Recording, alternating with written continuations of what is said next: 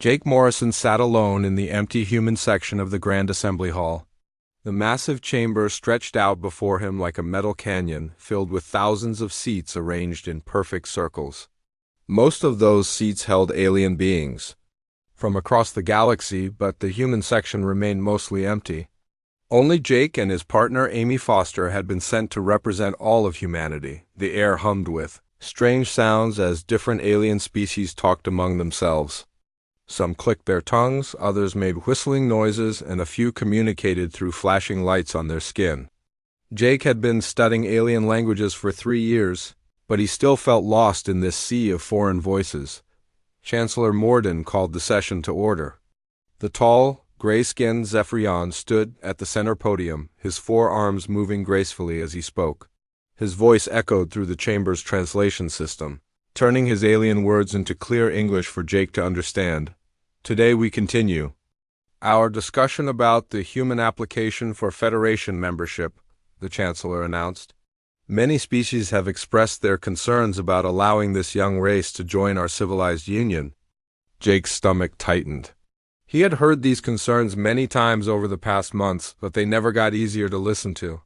Amy reached over and squeezed his shoulder, giving him a small smile of encouragement. The first speaker was Ambassador Valethus from the Vorthan Empire.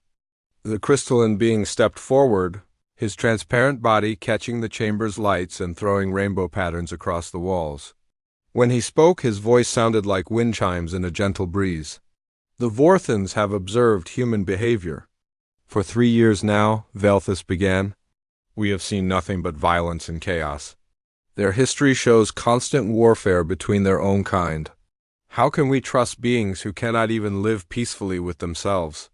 Several other delegates nodded in agreement. The Etherian representative, a tall creature that seemed to float rather than walk, added her own concerns. The humans are too emotional, she said, her voice soft but carrying clearly through the chamber. They make decisions based on feelings, rather than logic. This makes them unpredictable and dangerous. A single human anger could spark conflicts that destroy entire star systems. Jake wanted to stand up and defend his species, but Amy held his arm firmly. She had warned him about this.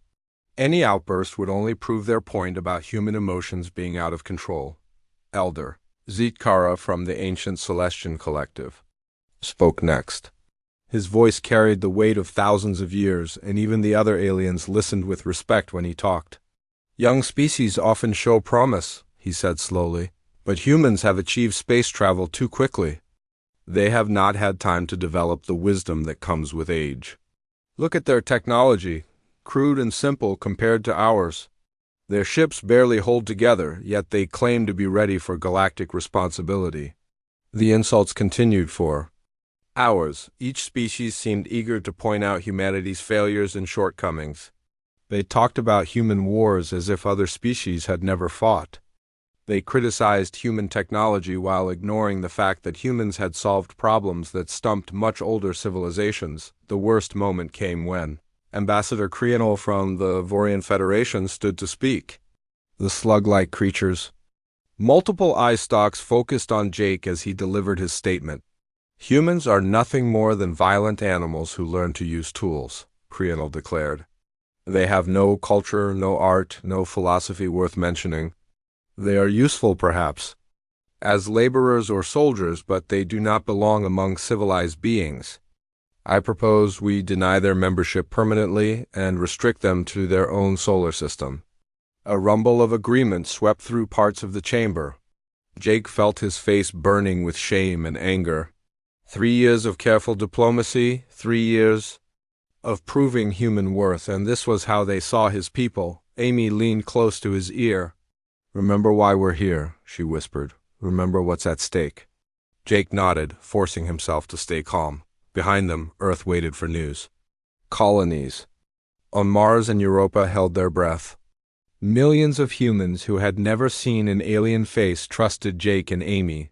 To secure their future among the stars, the session moved to the formal vote on humanity's application.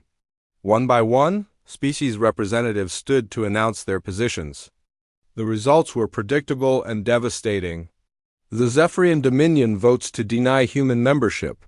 The Vorthan Empire votes to deny. The Etherian Collective votes to deny. A few smaller species offered lukewarm support for giving humans observer status, which would allow them to watch Federation meetings but have no voice in decisions. It was barely better than being completely shut out. When the final count was announced, Jake felt his heart sink. Humanity's application had been rejected by an overwhelming margin.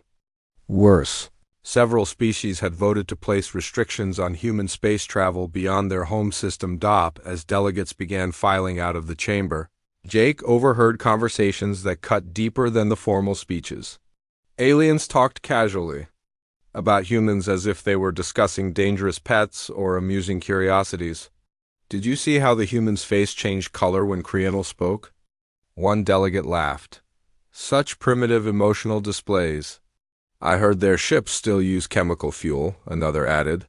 How did they even reach the stars with such crude methods? Perhaps we should study them, suggested a third. They might teach us about early evolutionary development. Jake and Amy walked slowly back to their quarters on the station.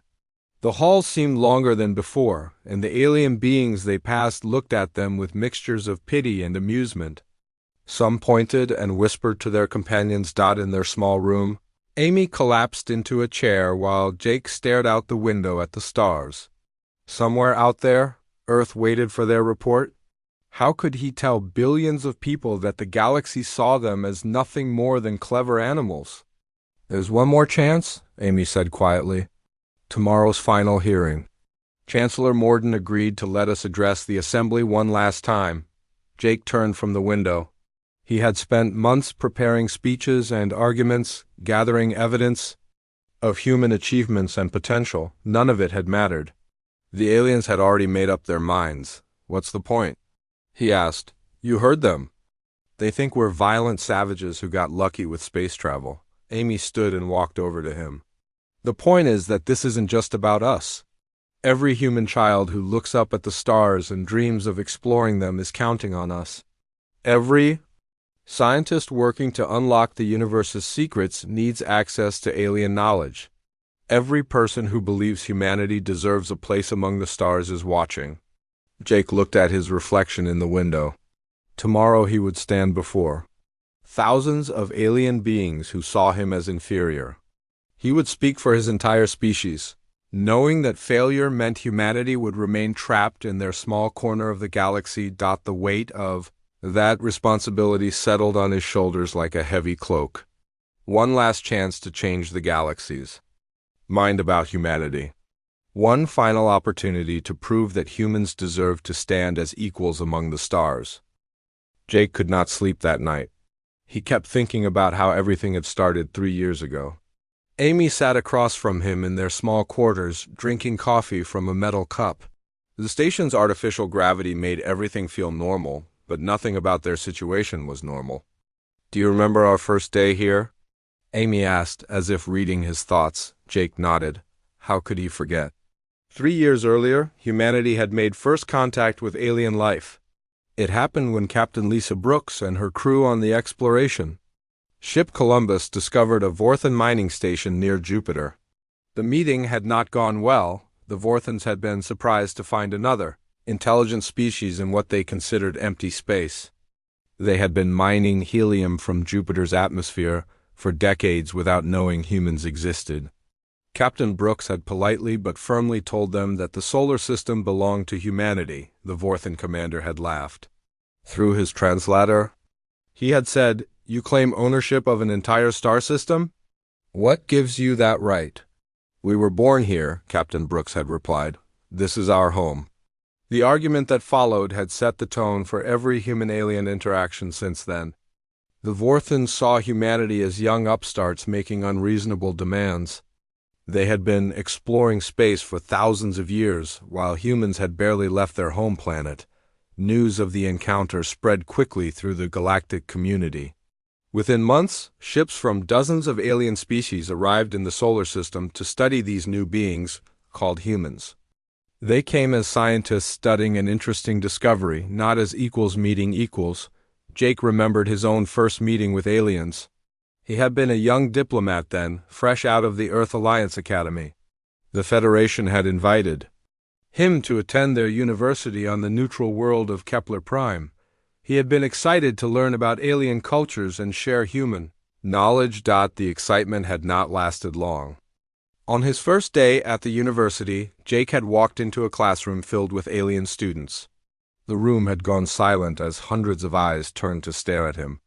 Some students had pointed and whispered to each other. Others had taken pictures. With their devices, Professor Veltar, an Etherian with pale blue skin, had introduced Jake to the class. "Today we have something special," the professor had said. "A representative from the newly discovered human species.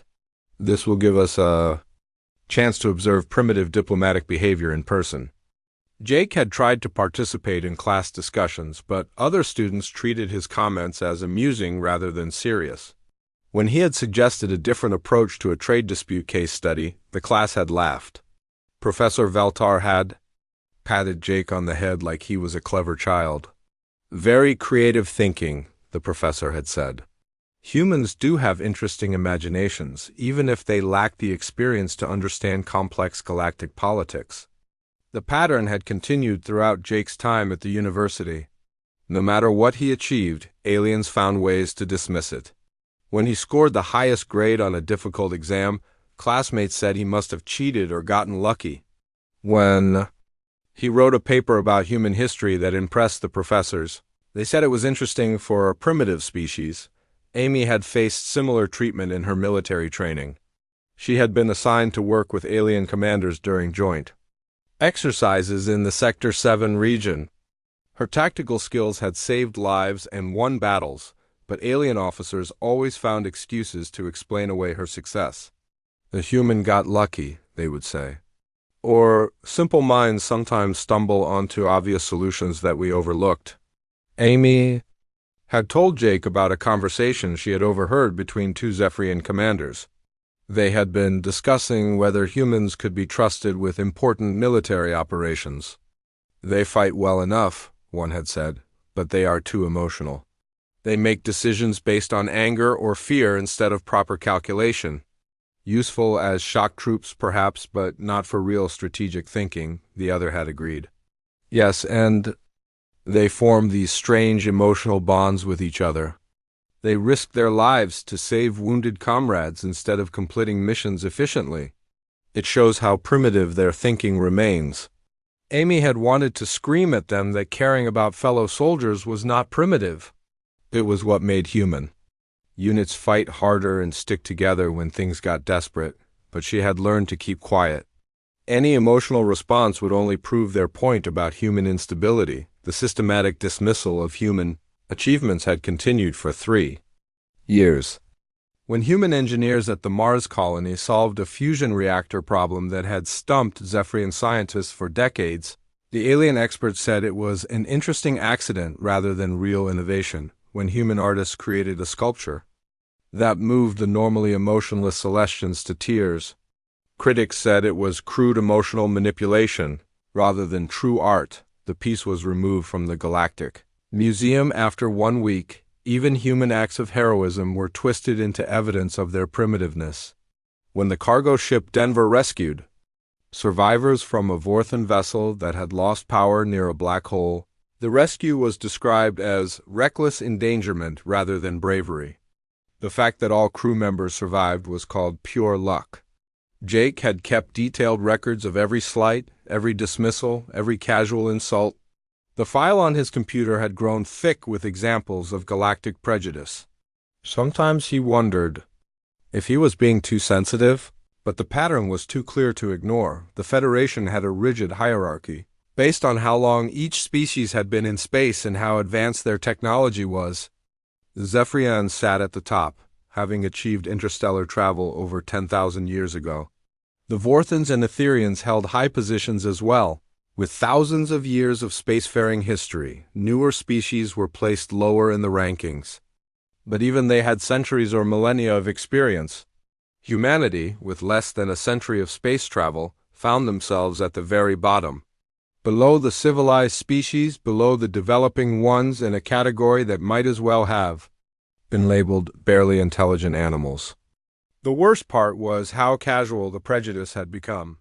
Aliens did not even try to hide their contempt anymore. They talked about humans in front of them as if they could not understand the words.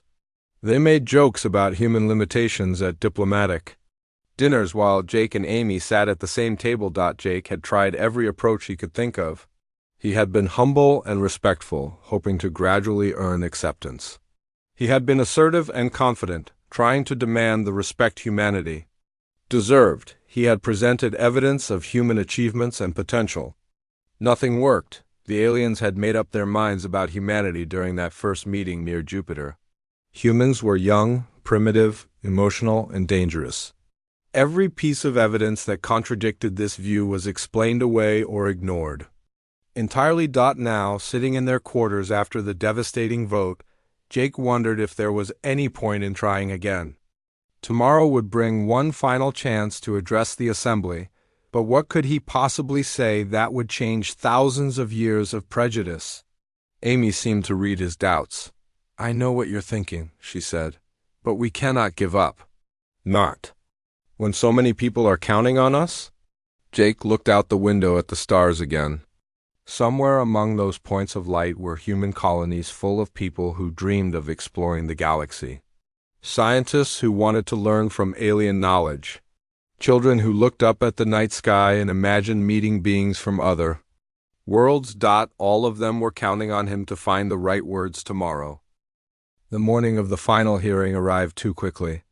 Jake had barely slept, spending most of the night staring at his notes and trying to find the perfect words. Every speech he had written seemed too weak, too desperate, or too angry. Amy had finally taken his papers away and told him to get some rest. Now they walked through the station corridors toward the Grand Assembly Chamber. Other delegates passed them in the hallways, and Jake noticed how they looked at him. Some showed pity, as if he were a sick animal that would soon be put out of its misery. Others seemed amused, like they were watching an entertaining show. A few looked annoyed, as if this final hearing was just wasting their valuable time. The chamber buzzed with activity as they entered.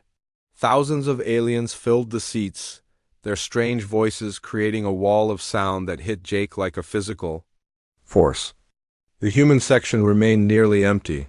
Just two small figures in an ocean of alien life. Chancellor Morden stood at the central platform, his gray skin looking pale under the bright lights. His forearms moved in complex gestures as he spoke to others Afrian officials. When he saw Jake and Amy enter, his expression showed clear displeasure.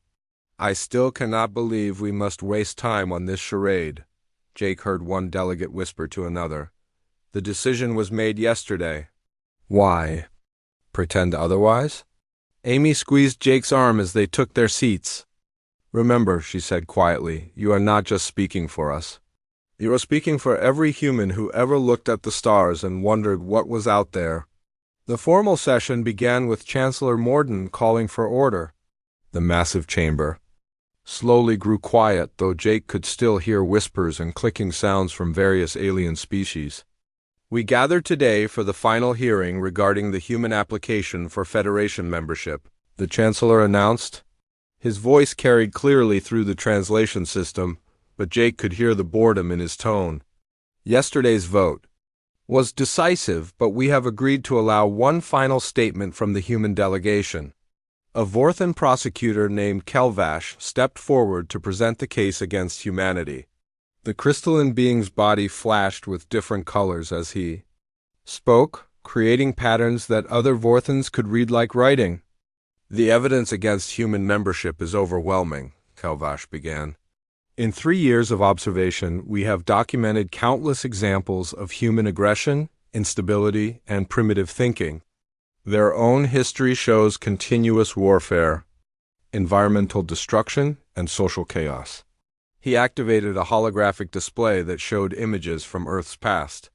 Wars, pollution, riots, and other dark moments from human history filled the air above the chamber. Jake watched aliens point and shake their heads in disgust. "Look at their technology," Kelvash continued. "Crude chemical rockets that barely function, computer systems that crash regularly, Weapons designed only for killing rather than scientific advancement.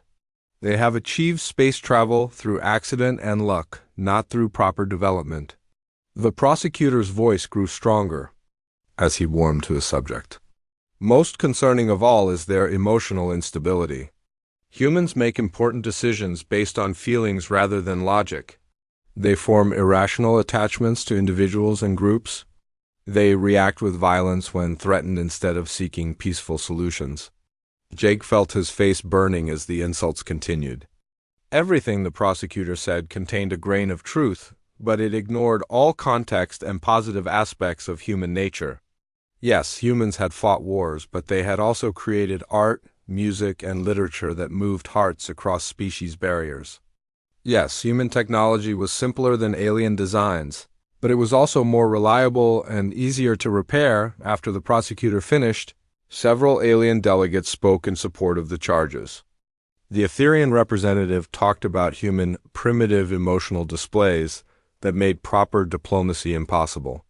A Celestian elder discussed how human reckless behavior posed dangers to established galactic order. Then came the few voices of support, though they were weak and conditional. The ambassador from the small Kepler Republic suggested that humans might be useful as a labor force for dangerous tasks. A delegate from the mining consortium proposed that human colonies could serve as buffer zones between hostile alien territories. "We do not oppose human existence," said the Kepler ambassador. "We simply believe they need more time to mature as a species. Perhaps in a few thousand years, when they have learned to control their violent impulses, we can reconsider their application." Jake noticed that even the supporters talked about humans as if they were children who might someday grow up to be useful. No one spoke of humanity as equals who deserved respect and full membership rights. The most painful moment came when Ambassador Zethral from the Andromedan Council stood to speak. The ancient being was respected throughout the galaxy for her wisdom and fairness. If anyone might support humanity, it would be her. "I have studied the human species with great interest," Zethral said, her voice carrying the authority of millennia. "They show certain promising qualities that remind me of other young races we have encountered. However, they remain too unpredictable and emotional for full membership at this time." She paused, and Jake held his breath, hoping for something positive. "I propose we grant them observer status for the next 500 years, she continued. "This will allow us to monitor their development while keeping them safely contained within their home system. If they show proper growth during this period, we can revisit the question of membership. 500 years. Jake felt the words hit him like a physical blow. By the time that period ended, everyone he knew would be dead. Earth's current civilization might not even exist. The proposal was really just a polite way of saying no forever. Chancellor Morden looked around the chamber, counting votes and preparing to call for the final decision. "Unless there are any other statements," he began, "we will proceed to the closing vote." Jake stood up. His legs felt weak, and his mouth was dry, but he found his voice. "I request permission to address the assembly." The Chancellor looked annoyed. "The formal presentations are concluded. There is no need for further delay." "With respect, Chancellor," Jake said, his voice growing stronger, "this is humanity's final hearing. I believe we deserve the right to speak for ourselves before you decide our fate." Murmurs spread through the chamber. Some delegates seemed curious to hear what the human would say. Others looked impatient to get the session over with. Chancellor Morden consulted with other Zephyrian officials for several minutes. "Very well," he finally said. "You may address the assembly, but be brief. We have important business to conduct. After this matter is resolved." Jake walked down to the central platform, his footsteps echoing in the vast chamber. Thousands of alien eyes focused on him as he approached the speaking podium. The weight of representing all humanity pressed down on his shoulders like a mountain. Amy watched from the human section, her hands gripped tightly together. She had helped Jake practice many speeches over the past months, but she knew he had thrown all his prepared remarks away last night. Whatever he was about to say would come from his heart. Not from careful diplomatic planning. The chamber fell silent as Jake reached the podium. He looked out at the sea of alien faces, some curious, some hostile, most simply indifferent. These beings held the power to determine whether humanity would join the galactic community or remain trapped in isolation. Jake took a deep breath and began to speak. The words that came would either save humanity's future among the stars or seal their fate as permanent outcasts in their own small corner of the galaxy. Jake stood at the podium and looked out at thousands of alien faces. His heart pounded so hard he could hear it in his ears. For a moment he could not find any words at all. The chamber waited in complete silence. Then he began to speak, his voice quiet but clear. 3 days ago, I listened to all of you talk about my species, Jake said. You called us primitive. You said we were too emotional, too violent, too young. You compared us to animals that learned to use tools. Some delegates shifted uncomfortably in their seats. Others leaned forward, curious to hear what the human would say in his defense. I could stand here and list our achievements, Jake continued. I could tell you about human art that has moved your own people to tears. I could describe our scientists who solved problems that stumped your greatest minds. I could talk about our explorers who risk everything to push into unknown space. He paused and looked directly at Chancellor Morden. But you have already decided that none of that matters. You have explained away every human success as luck or accident. So instead I want to tell you a different story. Jake stepped away from the podium and walked closer to the assembled delegates. His voice grew stronger as he continued. I want to tell you about failure, he said. About a species that has made terrible mistakes and learned to live with them. About people who have faced extinction countless times and somehow found the strength to continue. The chamber grew restless. Several delegates looked confused. This was not the kind of speech they had expected. 600 years ago, human civilization almost ended, Jake said. A plague swept across our world, killing half of all people. Our cities fell empty, our knowledge was lost. Entire cultures disappeared forever. He turned to face the Zephyrian section. Your people have never faced such a disaster because your perfect society prevents such problems. But we survived our plague, we buried our dead, and we rebuilt from nothing. We learned from our mistakes and became stronger. Chancellor Morden's expression darkened. Are you suggesting that failure makes your species superior? No, Jake replied. I'm saying that failure taught us something your species has forgotten. We learned that survival is not about being perfect. It is about being honest about your flaws and working to overcome them. Jake walked to another section of the chamber, addressing the Etherean delegates directly. You speak of our emotional nature as a weakness. You say we make decisions based on feelings rather than logic, but let me ask you something. He pointed to the Etherean ambassador who had criticized humanity the day before. When was the last time your species created something new? When did you last solve a problem in a way that surprised you? The ambassador's pale face flushed with anger. We have achieved perfect harmony in our society. We have no need for chaotic innovation. Exactly, Jake said. You have been so afraid of making mistakes that you stopped trying new things. Your perfect harmony has become perfect stagnation. Angry voices rose from the Etherean section, but Jake continued speaking over. We humans make mistakes every day, he said. We argue with each other. We disagree about important decisions. Sometimes we are wrong, and sometimes we fail completely. But we keep trying because we know that growth comes from taking risks. Jake moved to the center of the chamber, his voice carrying to every corner of the vast space. You call us young. And you are right. We have been in space for less than a century. But in that short time, we have learned more about ourselves and our place in the universe than some species learn in millennia. He turned toward the Vorthen section, where crystalline beings sat in perfect rows.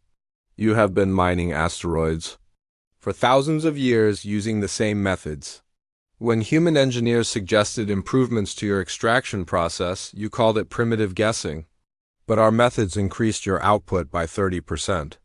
Ambassador Valethus stood up, his crystal body flashing with angry colors. Your techniques were dangerous and unpredictable. Yes, they were, Jake agreed, but they worked. And more importantly, we were willing to try something new, even though it might fail. When was the last time your people took such a risk? The chamber erupted in angry voices as different species began arguing with each other. Chancellor Morden called for order, but the noise continued. Jake raised his voice above the chaos. You fear us because we remind you of what you used to be, he shouted. Before you became so perfect that you stopped growing. Before you became so advanced that you forgot how to learn. The chamber slowly grew quiet again as delegates realized what Jake was saying. Every species in this room was once young and foolish, Jake continued. Every one of you made mistakes that cost lives and caused suffering. But somewhere along the way, you decided that avoiding failure was more important than seeking growth. He walked back toward the podium, his voice becoming softer but more intense. We humans have not forgotten our failures, Jake said. We remember. Every war we fought, every mistake we made, every person we lost along the way. These memories hurt us, but they also guide us. They remind us that we can always do better if we are willing to try. Jake looked directly at Elder Zethral, the respected Andromedan who had proposed the 500-year waiting period. You compare us to other young races you have encountered. You say we need time to mature. But tell me, what happened to those other species? The ancient being's expression became uncomfortable. She did not answer. I can tell you what happened, Jake said. They either died out completely, or they became so much like you that they lost everything that made them unique. You do not want us to mature. You want us to become copies of yourselves. Jake returned to the podium and placed his hands on its surface. The chamber was completely silent now, every delegate hanging on his words. We are not asking to join your federation because we are perfect, Jake said. We are asking because we are honest about being imperfect. We know we will make mistakes. We know we will sometimes fail. But we also know that we will learn from those failures and become better. He took a deep breath and delivered his final statement. You have spent thousands of years creating perfect societies where nothing goes wrong, Jake said. But in doing so, you have forgotten the most important truth in the universe.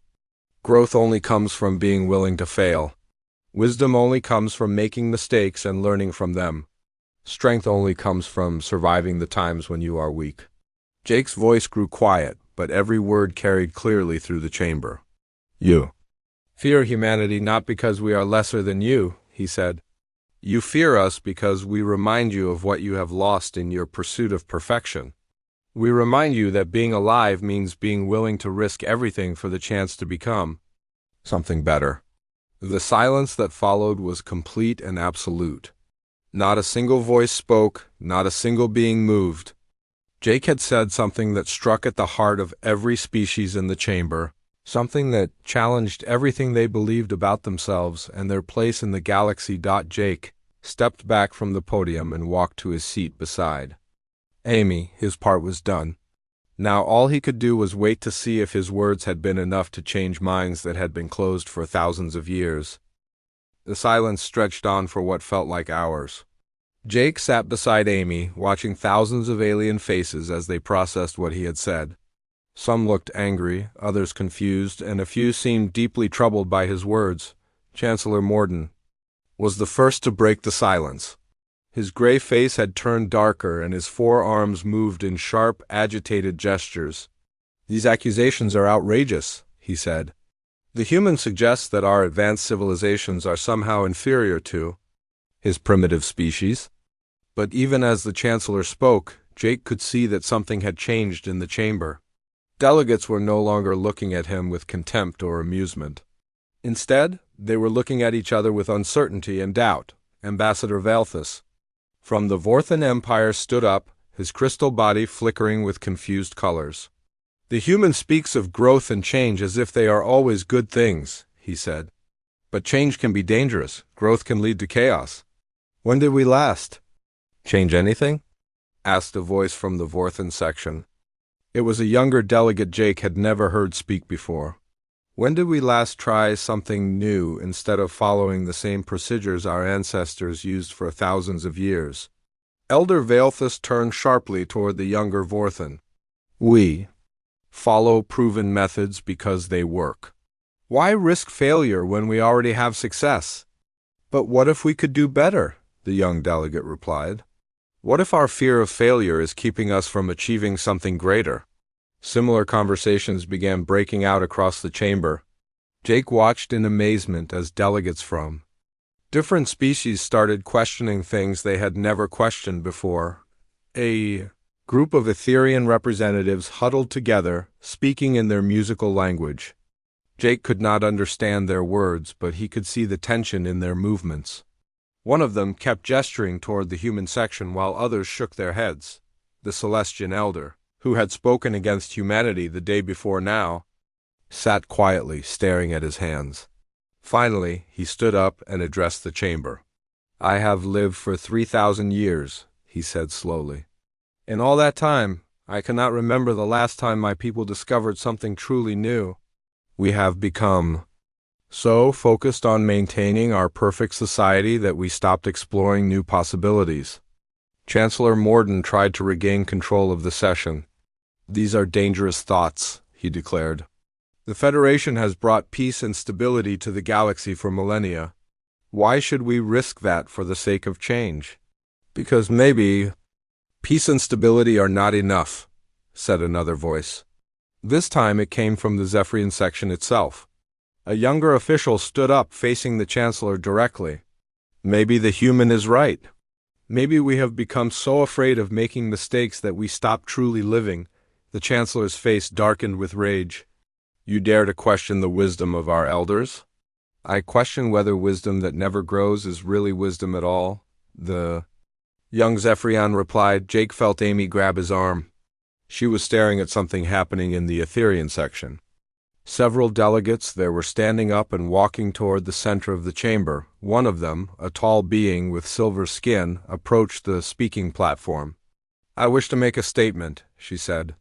Chancellor Morden looked like he wanted to refuse, but too many delegates were watching. He nodded reluctantly. My name is Cerintha, the Etherian said. I am a historian for my people. The human's words have reminded me of something we have tried to forget. She turned to address the entire chamber. 5,000 years ago, my people were explorers and inventors. We created new art, new music, new ways of thinking about the universe. We made mistakes, yes, but we also made discoveries that amazed us. Her voice grew stronger as she continued. Then we decided that our society was perfect and should not be changed. We stopped exploring because exploration was risky. We stopped creating because creation might lead to failure. We became peaceful and stable, but we also became empty.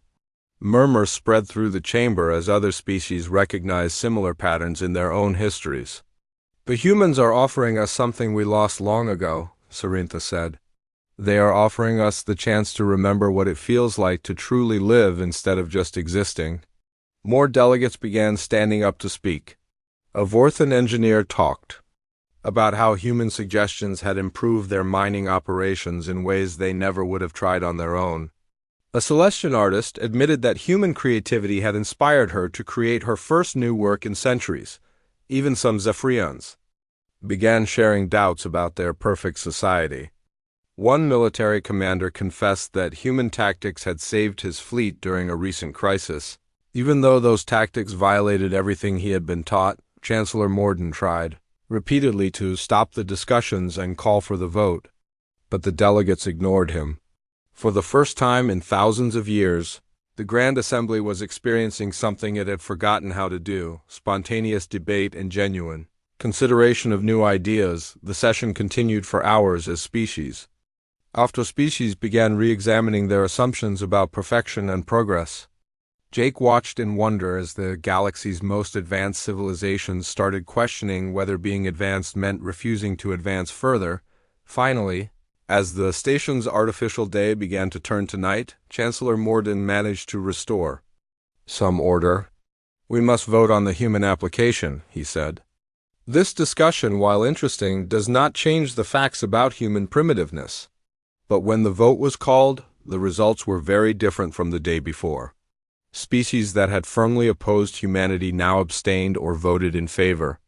Others that had supported restrictions now called for full membership rights. The final count was closer than anyone had expected. When Chancellor Morden announced the results, his voice was tight with anger and disbelief. By a vote of 412 in favor to 387 opposed, the human application for Federation membership is approved. The chamber erupted in cheers from some sections and angry protests from others. Jake felt Amy's hand squeezing his arm so tightly it hurt, but he barely noticed. They had done it. Humanity would join the galactic community as equals, but the vote was only the beginning. Over the following months, Jake's speech continued to ripple through galactic society. Young members of various species began questioning their elders about why their civilizations had stopped growing. Artists started creating new works that challenged traditional forms. Scientists began proposing research projects that had been considered too risky for centuries. The changes were not always smooth. Some species split into factions between those who wanted to embrace growth and those who preferred stability. Political tensions arose as established leaders faced challenges from younger generations inspired by human examples. Jake found himself appointed as humanity's first ambassador to the Federation Council. His office became a meeting place for delegates from across the galaxy who wanted to discuss new ideas and possibilities. Amy joined him as a military liaison, helping other species learn from human tactical flexibility. 6 months later, Jake stood once again in the Grand Assembly Chamber. But this time, he was not alone at the human delegation table. Representatives from a dozen human colonies had joined the Federation, and the human section was finally full. The chamber itself had changed too. Debates were louder and more passionate than before. New proposals were discussed regularly instead of being dismissed automatically. The perfect order that had ruled the Federation for millennia was giving way to something messier, but more alive. Jake often thought about what Ambassador Cerintha had said during that historic session.